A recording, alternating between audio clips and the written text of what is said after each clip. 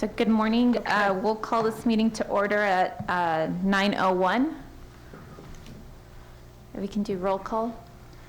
Yes, ma'am. Ms. Bettis? Here.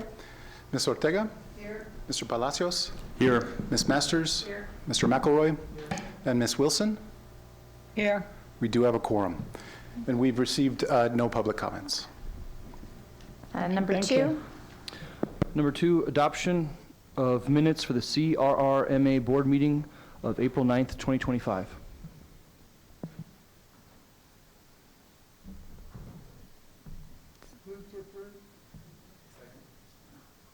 All those in favor? Aye. Any opposed? Motion passes. Number three. Presentation, discussion, and action on board resolutions for the countywide bus passenger shelters project to authorize the following. A, award to the lowest responsible bidder, execution of a construction contract with such low bidder, and execution of a deductive change order if necessary, and B, execution of amendments to work authorization number 2 with Gannett Fleming, Inc., and work authorization number 43 with Atkins Realis USA, Inc. All right, thank you. Good morning, everyone. Raymond Tejas, Executive Director of the Camino Real Regional Mobility Authority. Today we have a few PowerPoints for you on these early items. The first one will be item number 3, which relates to the countywide bus passenger shelters project. So if we could bring that up, I'll run you through this project. And it's a procurement, so we'll be asking for action at the back end of this presentation. So here's the agenda for this item. We're going to talk about the project details, the scope, the timelines, the bids received, and then I'll ask you for action to move forward. This project is a joint project between El Paso County and the RMA. Ultimately, and I believe I briefed you all on this one last month, this is the one where we are supporting the county's transit program to add shelters. Originally, and through today, they've been a system where you flag the bus to stop. They're now looking to fixed locations. So we're helping them with that through this project. The budget comes, it notes that it's coming from El Paso County funds, but really that's a federal grant through FDA, through TxDOT that flows through the county. So we have an interlocal with the county to access those funds. The project was originally designed by Gannett Fleming.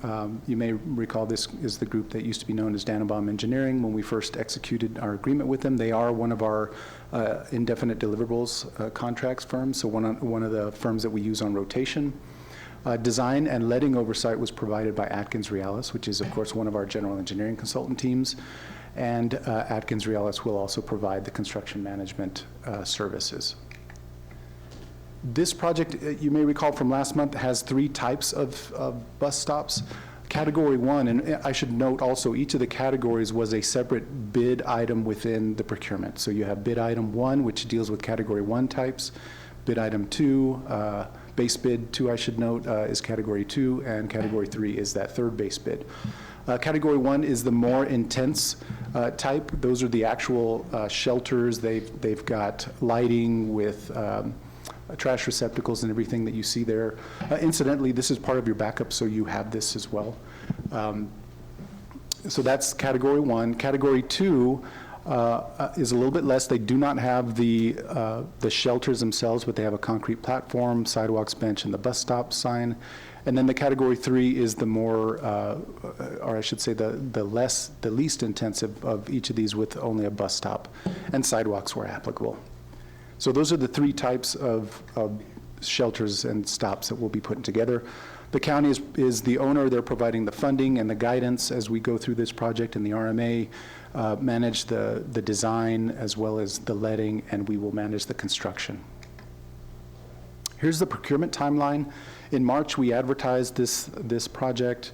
The bids were due April 24th, and today we're providing you with the official bid results and asking for an award. We're looking to start this one in June. There will be some time needed to acquire the materials, so we think it'll take approximately 10 months. So we're looking at completion in spring of 2026. A standard work week and the normal construction activities that you see there. And these, this is the bids that came in. I don't know if you can see that, but again, this is part of your backup.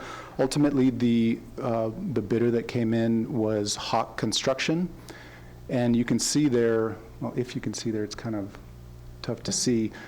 Each of the bids came in at a little over $2 million collectively. So that's base bid 1, 2, and 3.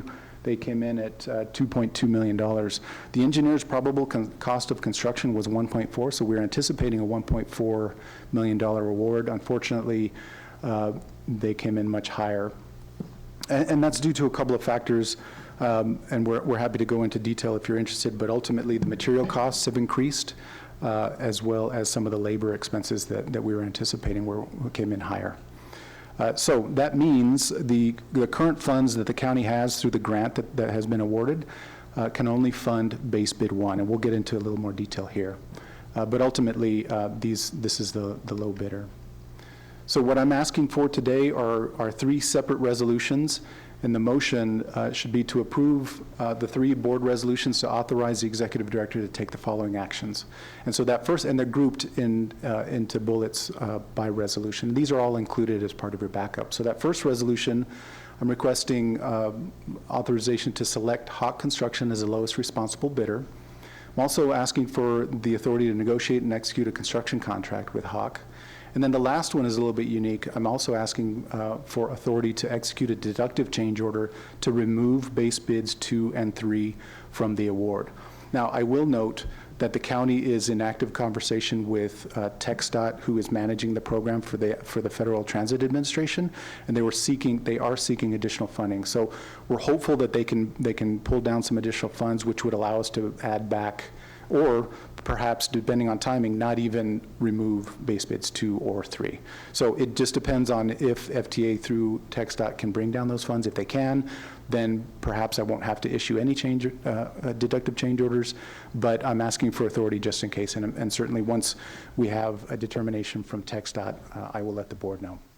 So that makes that first resolution a little bit unique.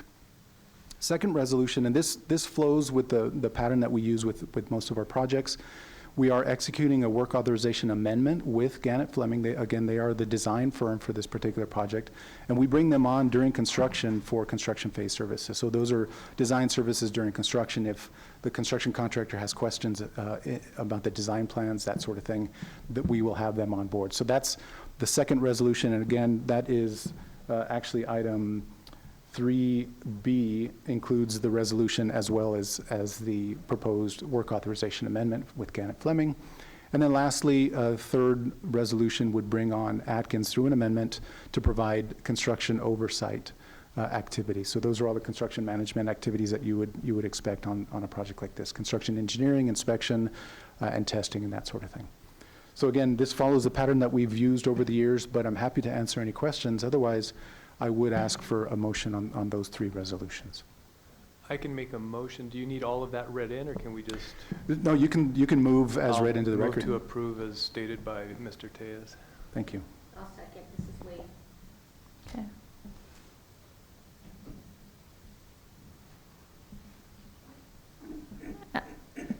And all those in favor? Aye. And then I do Aye. have to abstain because my firm does do some general work for Hawk Construction. Okay.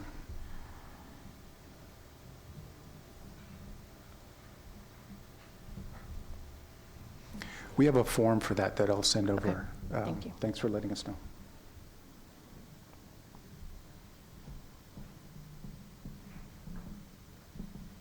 Did we get a vote on that? I'm sorry. Yes. Yeah? Okay, great. All right, thank you. And motion passed. Number 4.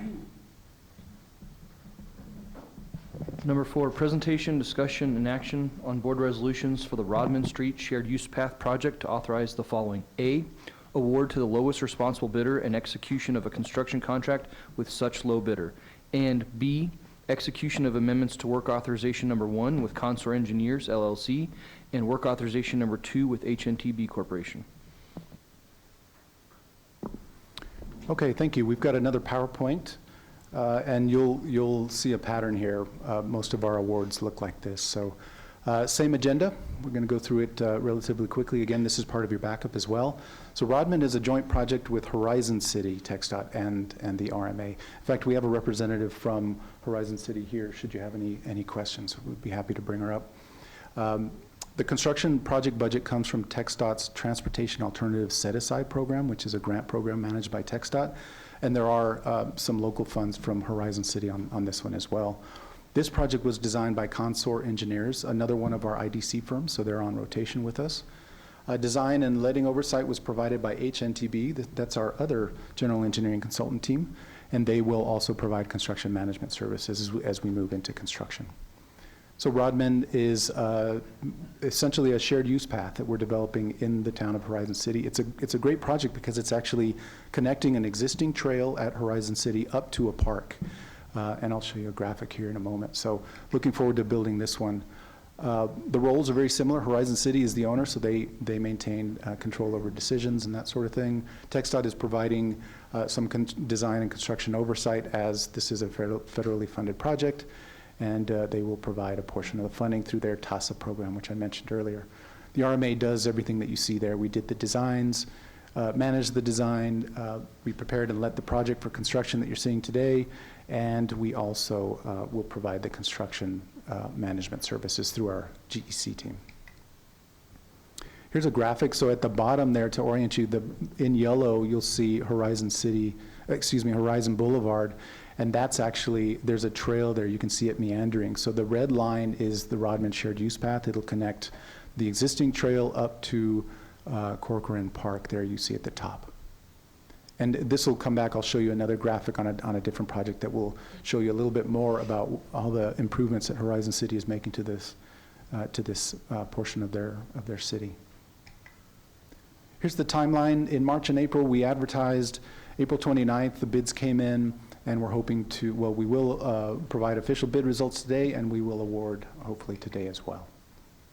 So we're looking at an October start date for this one. This one does have significant material delays on this one, so we will likely award, issue a notice to proceed, and then stop time as we wait for the materials to come in. So we're looking for, it's a short project once we actually get working, about 3 months, but we do anticipate a long lead time for some of those materials. Standard work week and weather days, of course.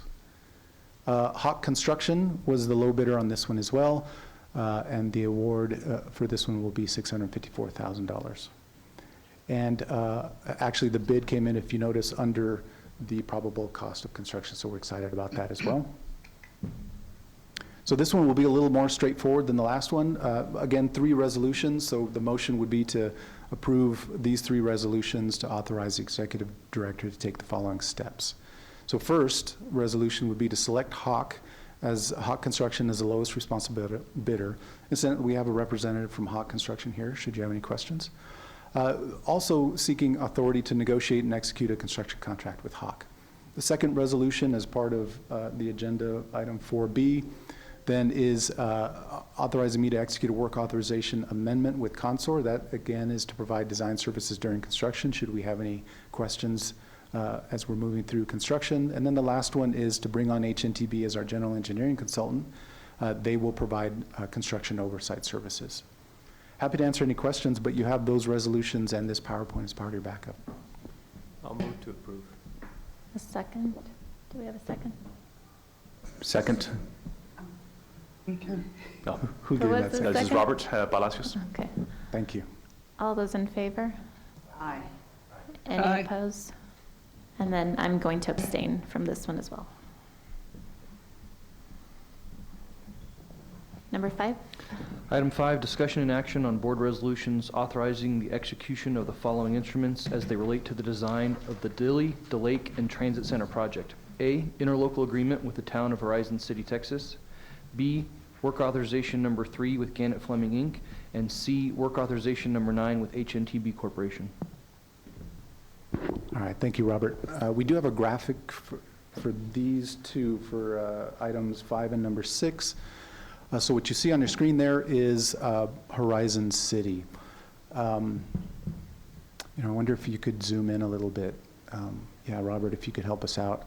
I'd like you to flag the streets that we're doing. So what you see in the colored section there is a section of undeveloped land within Horizon City. And this is being developed by Horizon City as a transit-oriented development, and we're happy to help them with some of the improvements. So they've planned this out. They're using a local firm here, Mr. Gallinard, you may recall, we've used him a few times as well, to map out the transit-oriented development. This project that we have before you as item number 5 has 3 parts to it. So there's an interlocal agreement with the town of Horizon City whereby they're providing funding and asking us to manage the design of 2 streets. It's Dilly and DeLake, and also the placement or the design of a transit center. And that'll all be placed within this transit-oriented development. You can see Robert there flagging, I believe that's DeLake? That's Dilly. And then DeLake is the lower street. So those are the 2 roadways that we're looking to design. And then the transit center will go in there as well. So that's the ask of item 5A, an interlocal with the town of Horizon City. And that interlocal is worth $1.7 million. And then under item 5B, we have a work authorization with Gannett Fleming, and they are again part of our IDC team, so we're on rotation, and they just happen to be the next firm in line to handle the design activities for this project. So that work authorization is included as part of your backup as well.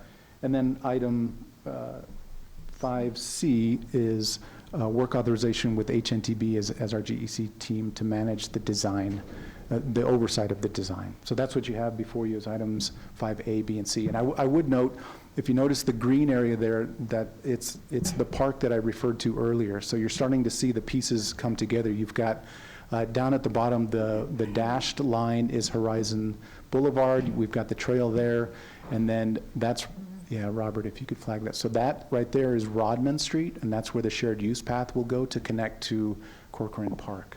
So we're excited to play another role within the development of this transit-oriented development. So happy to answer any questions if you have any. Yes, ma'am. I've got a question. You said that with regard to the work authorization number 3 with Gannett, that there was a rotation. How many companies are on the rotation, and how are they placed on that list?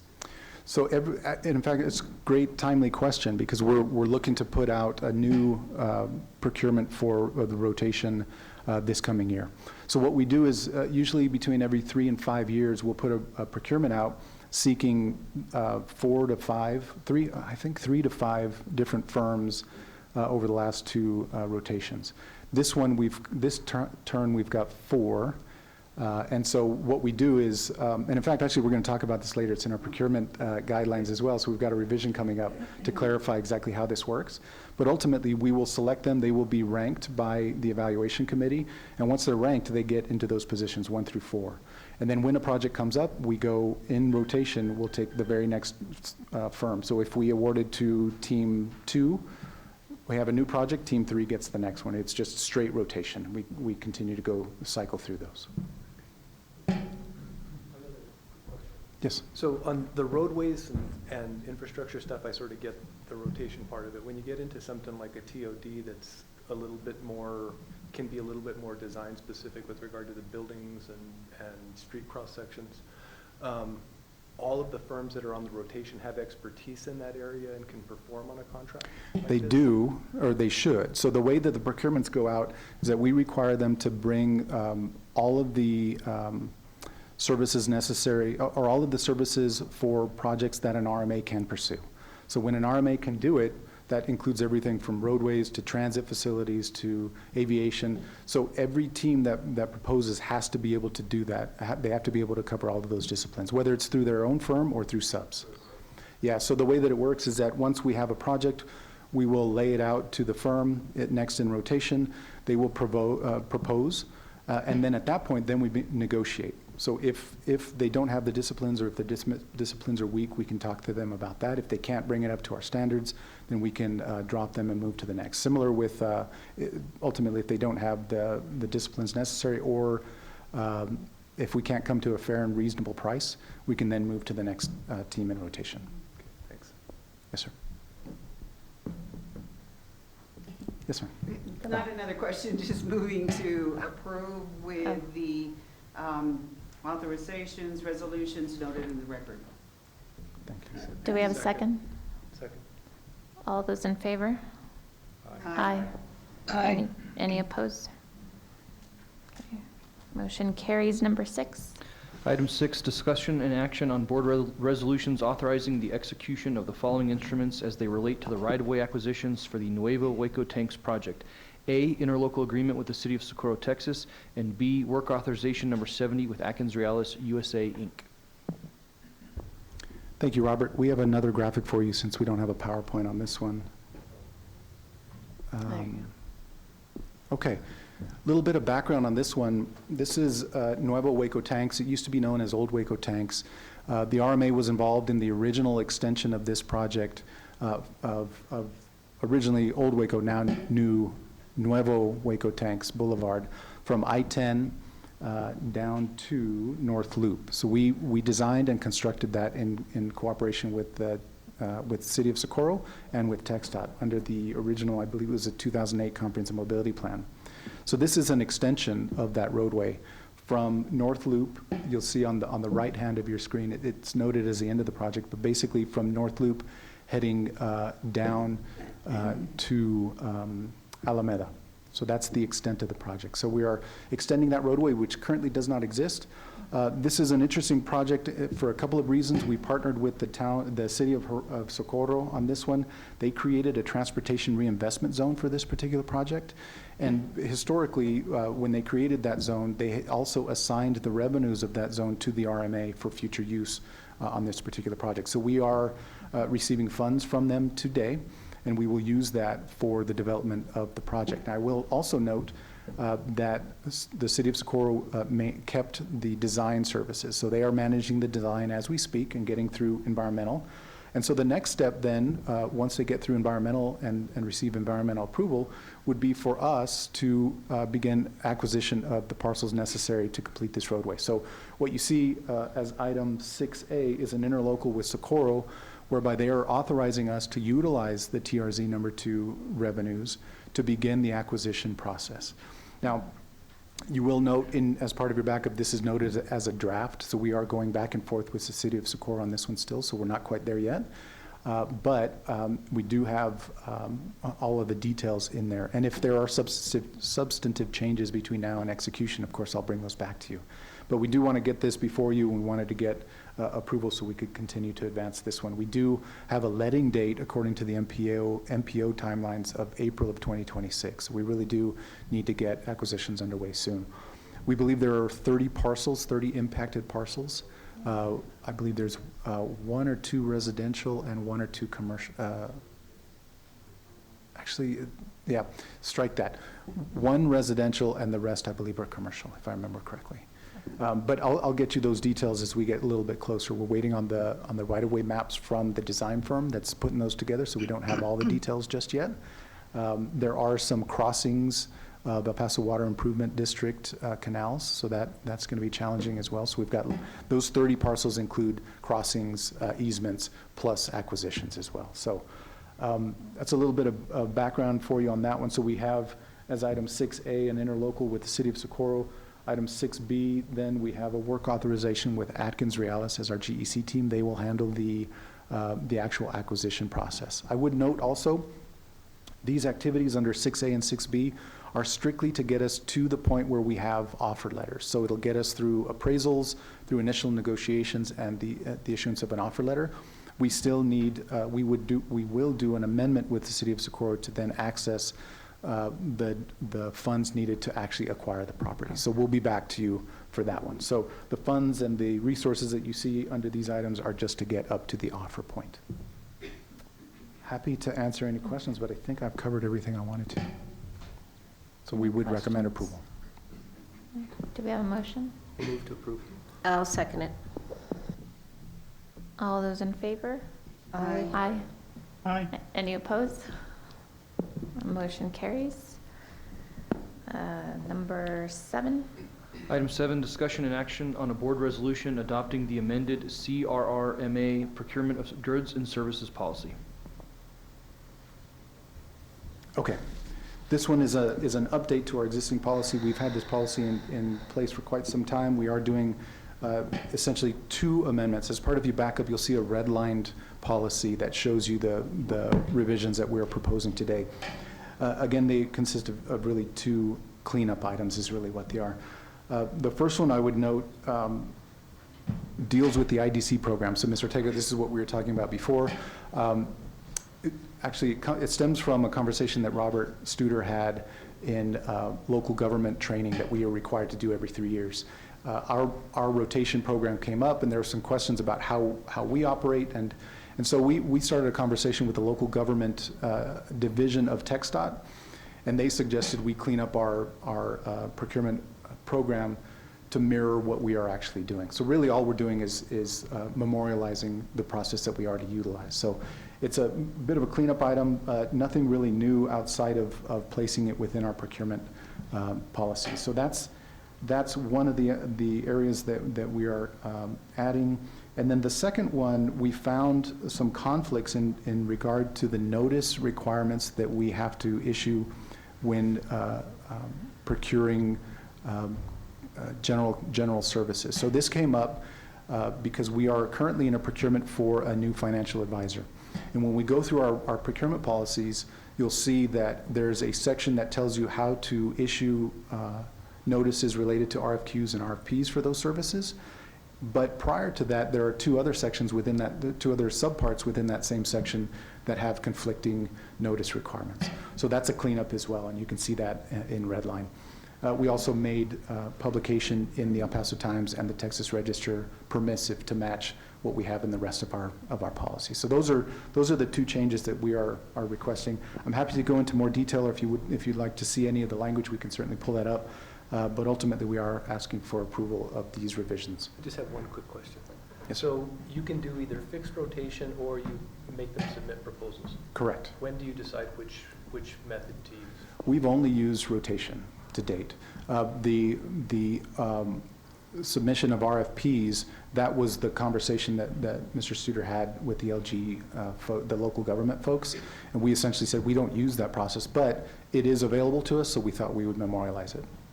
So let's say you get it a year from now and there's a project, let's say it's whatever, where several of the firms that have already been selected have a lot of expertise in it. You want the best possible project you can get, but you've been doing nothing but rotation. This gives you the flexibility to say, hey, we're going to compete this individual one, even though we've been using rotation up till this point. That's exactly right. Yeah, if there were something that were really very specialized, I could see a potential use for that. Okay. I don't have any questions. Yes, ma'am. With regard to the conflict on the notice, what was the tweak on it to make them consistent? One of them routed us up to, in fact, actually, let me pull it up. So what we've done, and I'll point you to the section. We basically struck 2 notice requirements. I believe it's in Page 21. 21.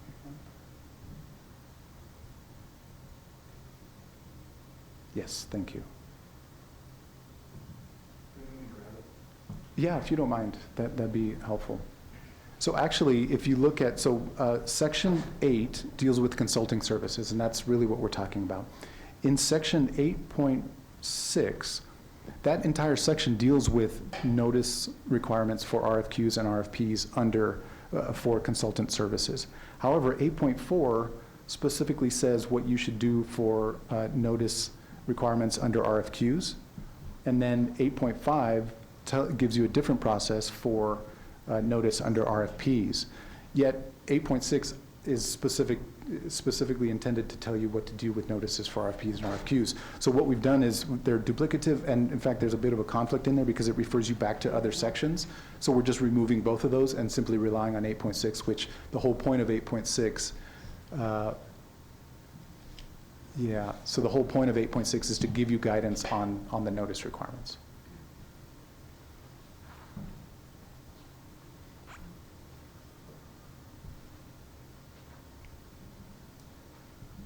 So that's what I have for you. Any other questions? No. Do we have a motion? I'll make a motion. This is Leah. A second? Second. Okay. All those in favor? Aye. Aye. Any opposed? Motion carries. Number 8. Item 8, discussion and action on a board resolution related to the required annual security awareness training certification, which authorizes the A, chair to execute a governing board acknowledgement form, and B, executive director to submit documentation evidencing compliance. Okay, this is required by state statute, and we do it each year, so you've got it as part of your backup. I'm happy to answer any questions. Ultimately, though, we are simply certifying that Robert and I have taken the cyber security training that we're required to do each year, and we've essentially filed these documents in our files in the event that we're ever asked for it later. There is a second step also where I have to get onto their website and make that certification. So those are the authorizations that I'm seeking under this resolution. Happy to answer any questions, but I would recommend approval. Motion to approve? I'll second. We have a motion and a second. All those in favor? Aye. Aye. Aye. Any opposed? Motion carries. Number 9. Item 9, presentation and discussion on a change order recently approved by the executive director for the John Hay Street Extension Phase 1 project. Okay, we've got one more PowerPoint for you. And this one, you should recognize, these are the change order PowerPoints that we bring to you each month in the event that we have a change order. We do have one that was approved this last month. None of them require action from you. So this is for informational purposes only. It does deal with John Hayes Extension Phase 1. You see the graphic there. This is part of your backup as well. Last month, we came to you with number 5, which you all approved for the water line connection. Item 6 is before you today, again, for informational purposes only. I signed a change order for $11,600 for transformers for the electric company to install for this project. And you can see the total change order amounts there. So happy to answer any questions, but no action is required on this one. This is required to be brought to you as part of the resolution relating to change orders. Any questions? Item 10, update and status of the Pelicano Drive widening project. Okay, this one, you all should have seen an email from me. We did receive the ruling from the bankruptcy court, thankfully, on the declaratory judgment action that we filed back in January of 2024. Ultimately, the court ruled in our favor and ruled that the default was in fact proper. The question before the judge was the default proper because the contractor, JAR, had claimed that it was an improper default. That claim by JAR then is what the surety company has relied on since that day to say that they would not advance on the performance bond. So it was important for us to get a ruling from the judge. We got that ruling I want to say it was last week. And so we're very excited about that. So we have that ruling. In essence, what that means is that takes us back to when we originally filed the default. And now we've restarted conversations with the surety to ask them to restart the work. So our attorneys have had conversations with the surety company. We've also sent out a demand letter notifying them of the ruling, which they of course knew about, but we provided that notice to them recently as well, notifying them that we are expecting them to take over the project. We are expecting a response from them early next week, and we'll be back to you with the latest on that. So that's what I have for you on that. We did not bring the attorneys this month. Happy to schedule them if you're interested in hearing more detail, but that's really where we are at this point with Pelicano. So the surety company could still say, we're not going to do this? Is that possible? Well, who knows, right? What the surety company could do whatever it is they're interested in. That again would force our hand, and perhaps Right. we'd have to look at litigation. We could look at various other approaches as well. So we don't know. But ultimately, the question that they framed to us that was holding them up on the Right. bond has been answered. So that's why we're asking them to restart. Okay. That's good news. So Raymond, Yes, ma'am. and you've updated the county officials on this? Yes, ma'am. So our points of contact include the county attorney's office. We've had 2 or 3 meetings since the ruling. to brief them on what we received, what our position is, and what our next steps were. So we've disseminated to the county attorneys, the Director of Public Works, along with some folks from her team were on that call as well. So they have been briefed. I shared, in fact, the brief with Commissioner Olguin because it's in her precinct as well, so she has that. Okay. And you're expecting a response from the surety, you think, next week? Yes, ma'am. All right, so between now and our June meeting, if there's not been any substantial movement, would you have our attorneys available Yes, ma'am. so that we can look at like what our most aggressive options are at this point going forward to get this project done? Yes, I have a ma'am. hard time understanding how they could continue to slow walk it at this point if the challenge has been determined in our favor. Right. Yes, ma'am. I'll have them with us in June. Okay, thank you. Yes, ma'am.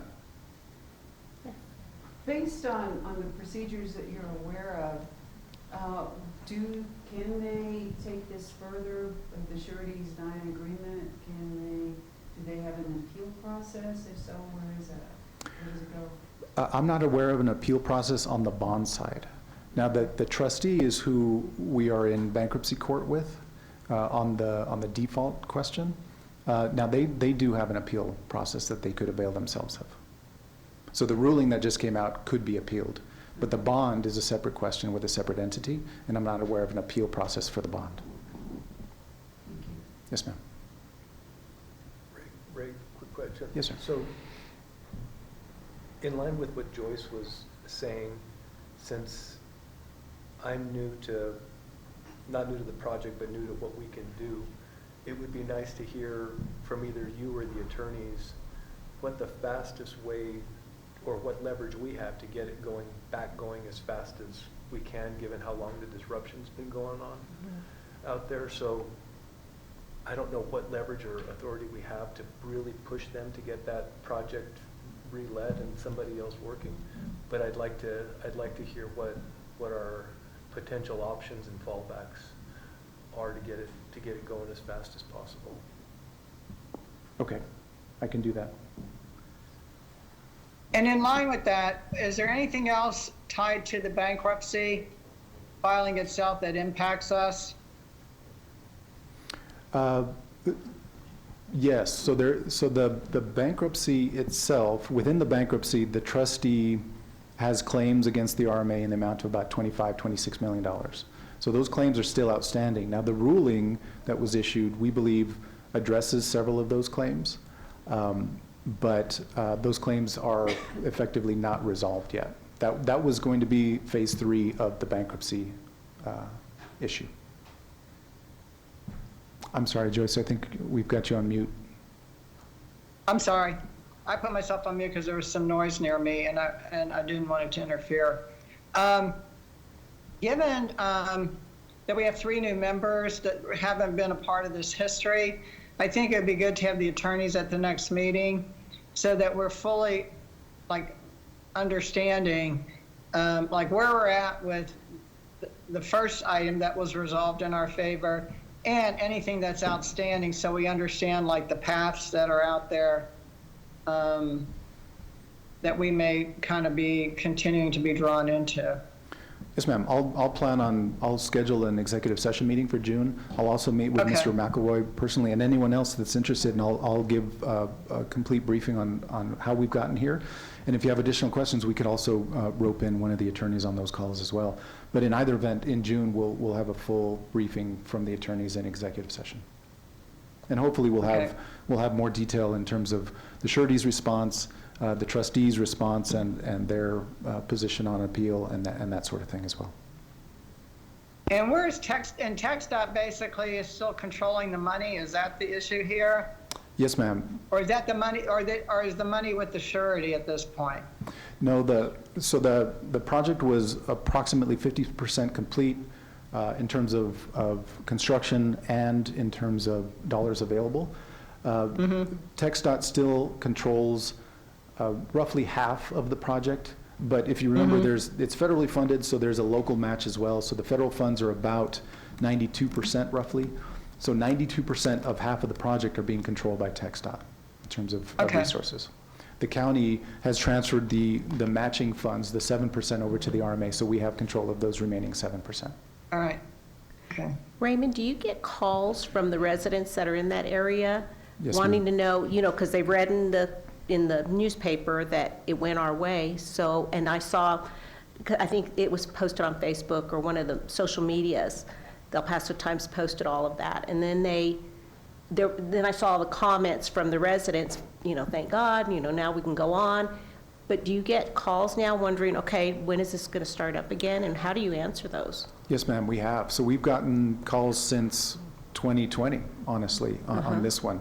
I get regular calls, I get regular emails. We get emails to our info@crrma.org email address. I'm happy to put that out there because the public is regularly asking, where are we, how far, what needs to happen to get us forward. So ultimately, my response is always, this is how we got here, and this is what we're doing to advance us. Oh, okay. Prior to the ruling, the end of that conversation was always, we're waiting on the judge's ruling because we need the judge to rule so that we can then push the surety to get back to work. So now that we have the ruling, that the end of that conversation is now we're talking to the surety and asking the surety to get moving. So, but yes, ma'am, we receive a bunch of calls from the public. Okay.